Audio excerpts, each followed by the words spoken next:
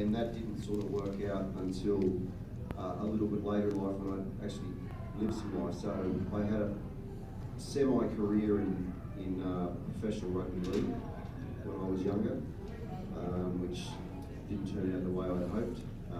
So I sort of was pushed out of that when I was like 25. Still stayed pretty physical. I boxed when I was a kid. When I finished football, started boxing again until I was about 31. Competitively until I was about 31, and then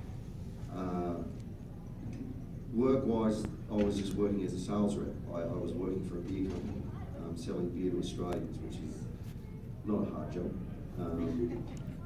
And I'd written something many years before. Like I really had a big ambition to be a writer. I'd written something many years before that I turned into a screenplay.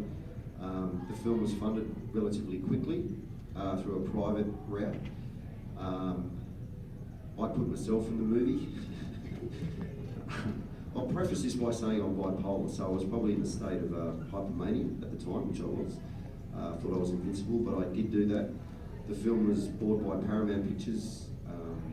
It was a wide release in Australia theatrically, and then several months after I'd finished the film, or the film came out, I was in America testing for a pilot.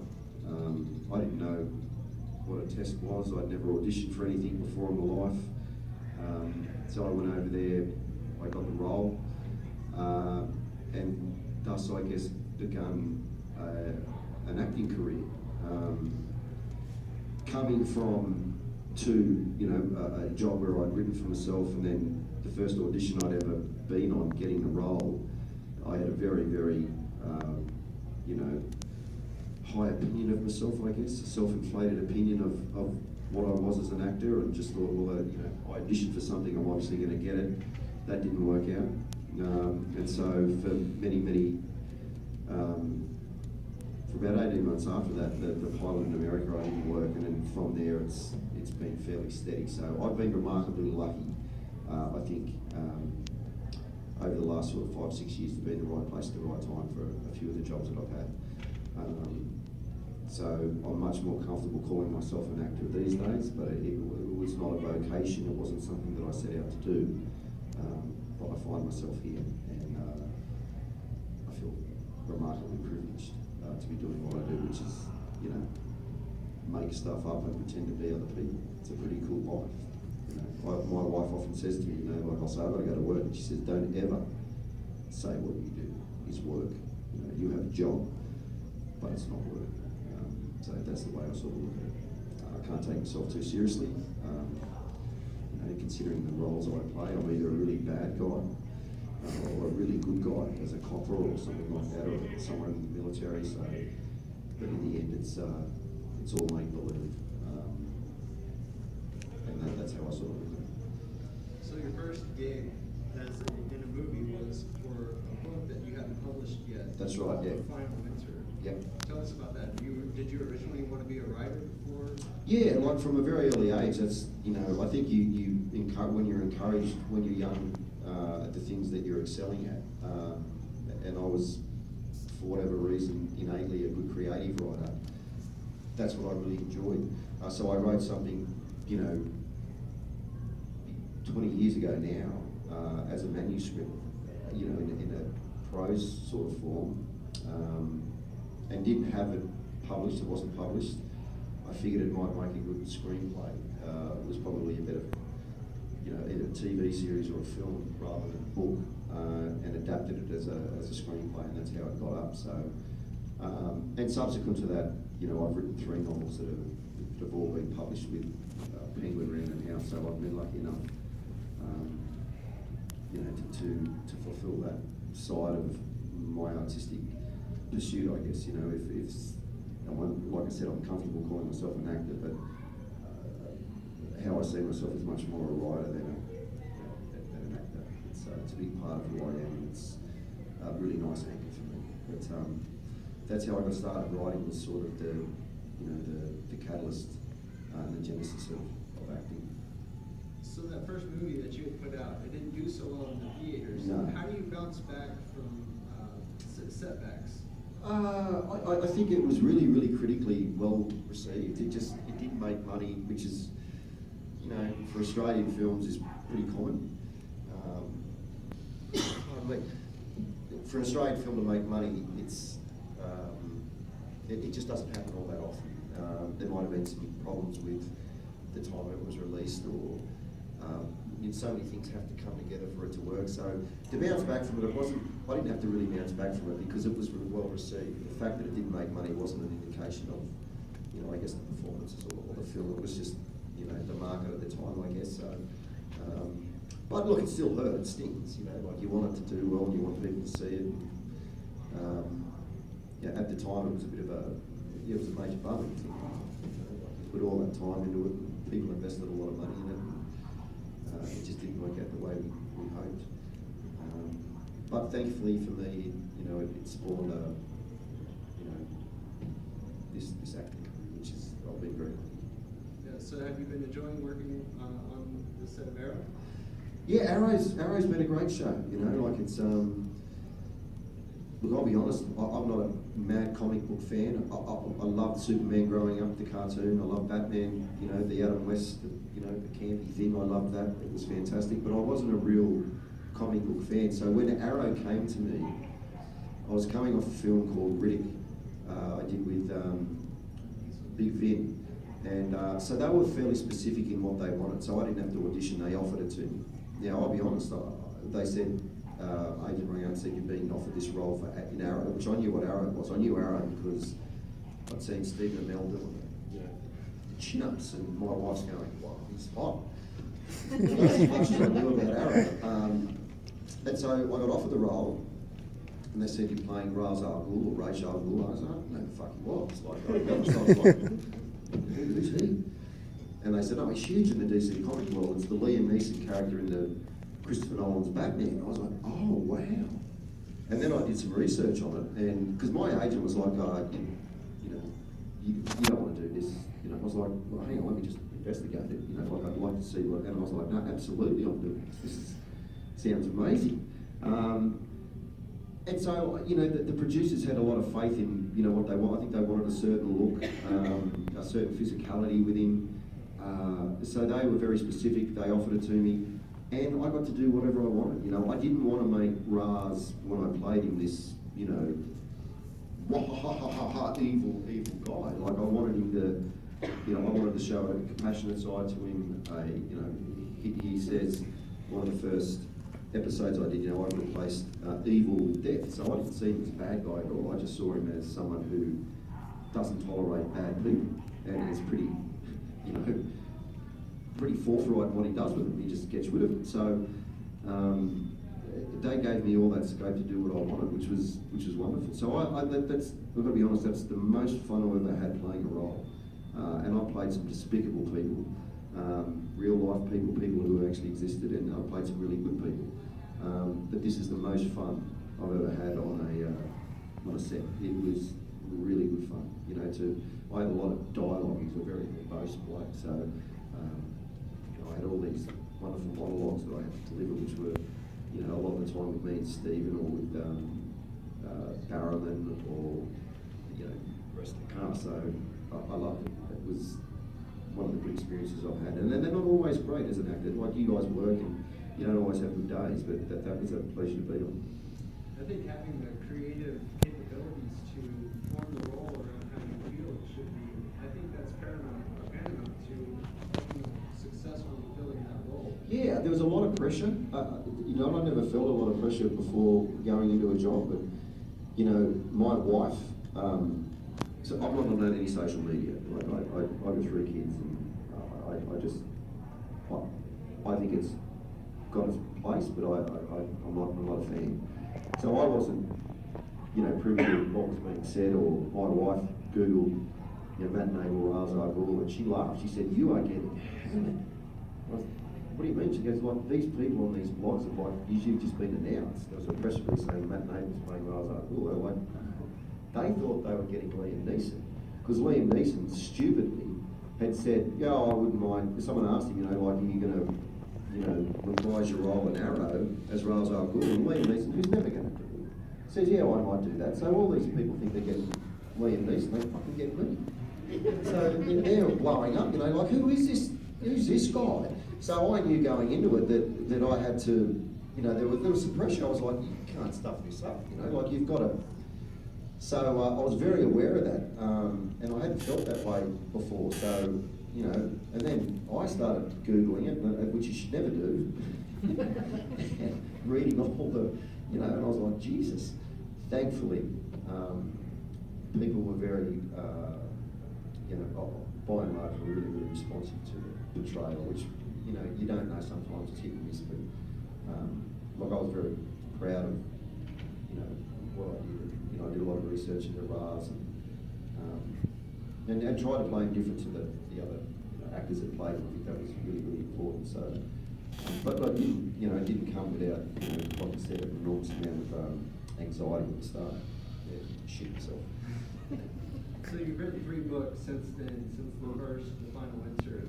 How have those been doing, and do you plan on writing more in the future? Yeah, like the 3 novels I've written, I'm with Penguin Random House. I've had 3 books with the same publisher. They've all been,